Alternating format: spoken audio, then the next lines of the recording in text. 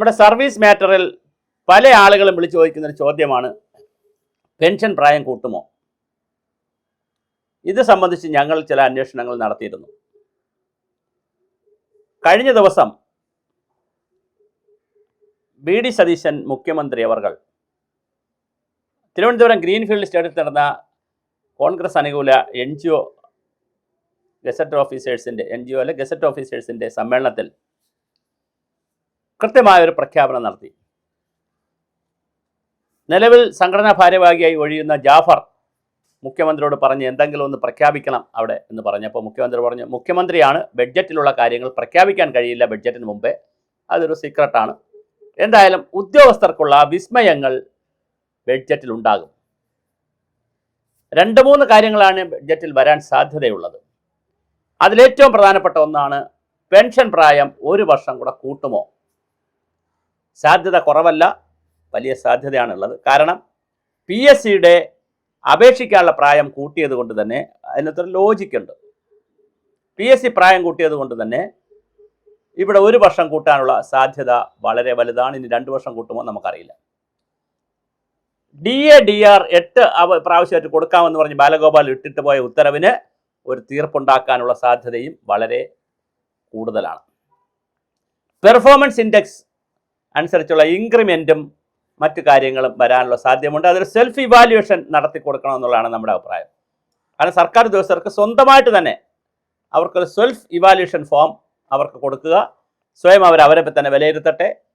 അതിനെ തുടർന്ന് അവർ തൊട്ടടുത്ത ഓഫീസർക്ക് കൊടുക്കുക, അവർ താഴെ ആളിന് മാർക്കിടുക. ഇങ്ങനെ ഒരു ഹൈറാർക്കൽ സിസ്റ്റത്തിൽ പോയി അതൊരു പരാതി ഉണ്ടെങ്കിൽ അത് പരിഹരിക്കാനുള്ള കൃത്യമായ ഗ്രീവിയൻസ് സെല്ലും ഒക്കെ ഓപ്പറേറ്റ് ചെയ്ത് വളരെ ട്രാൻസ്പെറൻ്റായി ഈ ഉദ്യോഗസ്ഥരെ കൂടി വിശ്വാസത്തിലെടുത്തുകൊണ്ടുള്ള, അല്ലാതെ പക്ഷപാതിത്വപരമായി ചെയ്യലല്ല. അതിന് കൃത്യമായൊരു യാഡ് സ്റ്റിക്കും മാർക്കും എല്ലാം നിശ്ചയിച്ച്, മാർക്കിലൊന്നും വിവേചനാധികാരം പാടില്ല. അത് കൃത്യമായി കാര്യങ്ങൾ ചെയ്തു പോകുന്ന ഒരു രീതി ചെയ്താൽ ഓഫീസുകളിൽ പെർഫോമൻസ് ഇൻഡെക്സ് കൊണ്ടുവന്നാൽ വളരെ മനോഹരമായിരിക്കും. അതിൻ്റെ സാധ്യതയും കാണുന്നുണ്ട്. അപ്പോൾ വ്യത്യസ്ത തലത്തിലുള്ള ഒരുപാട് വിസ്മയങ്ങൾ കാത്തുവച്ചിരിക്കുന്നു എന്നാണ് പറയുന്നത്. പിന്നെ ഇനിയിപ്പോൾ പ്രസവാനുകൂല്യം, അതുപോലെ HR, വേറെ കുറേ ലീവ് സറണ്ടർ, ഇങ്ങനെ കുറേ ആനുകൂല്യങ്ങളുണ്ടല്ലോ. അതിന് പുറമെ സർക്കാർ ഉദ്യോഗസ്ഥർക്ക് എന്തെങ്കിലും ഇൻസെൻറ്റീവ് പ്രഖ്യാപിക്കുമോ?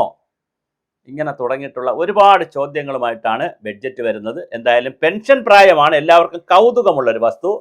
പെൻഷൻ പ്രായം കൂട്ടുമോ എന്നുള്ളത് ഒരുപാട് പേർ നമ്മളോട് വിളിച്ച് ചോദിക്കാറുണ്ട്. പക്ഷേ പെൻഷൻ പ്രായം പഴയ ആളുകൾക്ക്, അതായത് PSC 25-30 വയസ്സിൽ കയറിയ ആളുകൾക്ക് പെൻഷൻ പ്രായം കൂട്ടിയില്ലെങ്കിലും ഇപ്പോൾ ഏറ്റവും ലേറ്റസ്റ്റ് ആയിട്ട് ഇനി കയറുന്നവർക്ക് എങ്കിലും പെൻഷൻ പ്രായം കൂട്ടി കൊടുക്കണം. കാരണം ഇനി കയറുന്നവർക്ക് കൂട്ടിയാലുള്ള ഗുണം അവർ താമസിച്ചു പോയതുകൊണ്ടാണ്. അല്ല, എല്ലാവരും കൊടുക്കുകയാണെങ്കിൽ സന്തോഷം. നമുക്കിപ്പോൾ ഒരാളിന് പെൻഷൻ പ്രായം കൂട്ടി കൊടുക്കണോ കൊടുക്കണ്ടേന്ന് പറയുന്ന നമ്മളെ അഭിപ്രായം നമ്മളതല്ലല്ലോ. ഗവൺമെൻറ് നയപരമായി എല്ലാവർക്കും കൂട്ടി കൊടുക്കാനാണെങ്കിൽ അങ്ങനെ, അല്ലെങ്കിൽ ഏറ്റവും പുതുതായിട്ട് കയറുന്നവർക്കെങ്കിലും, ഇനി PSC വഴി കയറുന്നവർക്കെങ്കിലും പെൻഷൻ പ്രായം കൂട്ടി കൊടുക്കണം. അതൊരു പ്രധാനപ്പെട്ട കാര്യമാണ്. കാരണം അവർക്ക് സർവീസ് അല്ലെങ്കിൽ കുറച്ച് വർഷമേ കിട്ടുന്നുള്ളൂ എന്നുള്ളതാണ്. പക്ഷേ സർക്കാർ ഉദ്യോഗസ്ഥർക്ക് വിസ്മയം ഉണ്ടാവും എന്ന് പറയുമ്പോൾ ഇനി കയറുന്നവരല്ല, എല്ലാവർക്കും കൂട്ടാനാണ് സാധ്യതയുള്ളത്. അപ്പോൾ അത് ബഡ്ജറ്റ് വരുന്നത് വരെ കാത്തിരിക്കേണ്ടി വരും. എന്തൊക്കെ ഇൻസെൻറ്റീവാണ്, എന്തൊക്കെ ബെനിഫിറ്റ്സ് ആണ് സർക്കാർ ഉദ്യോഗസ്ഥരെ കാത്തിരിക്കുന്നതെന്ന് നമുക്ക് കാത്തിരുന്ന് കാണാം. എന്തായാലും ചില അതുപോലെ പങ്കാളിത്ത പെൻഷൻ വലിയൊരു വിഷയമായി നിൽപ്പുണ്ട്.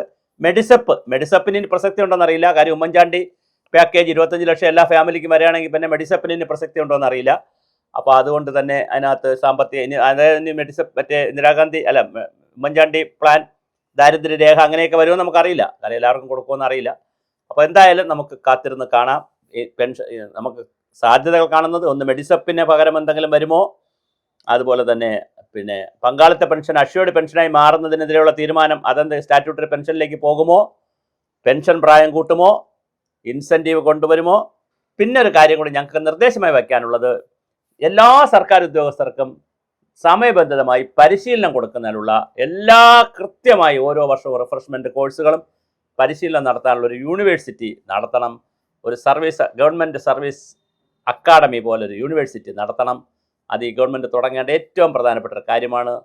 ഒരു യൂണിവേഴ്സിറ്റി തുടങ്ങി അതിനനുസരിച്ച് ആളുകളെ പഠിപ്പിക്കുന്ന, ട്രെയിനിങ് കൊടുക്കുന്ന ഒരു അക്കാഡമി, യൂണിവേഴ്സിറ്റി പോലെ തുടങ്ങണം എന്നുള്ളതും നമ്മളുടെ ഒരു ഡിമാൻഡാണ്.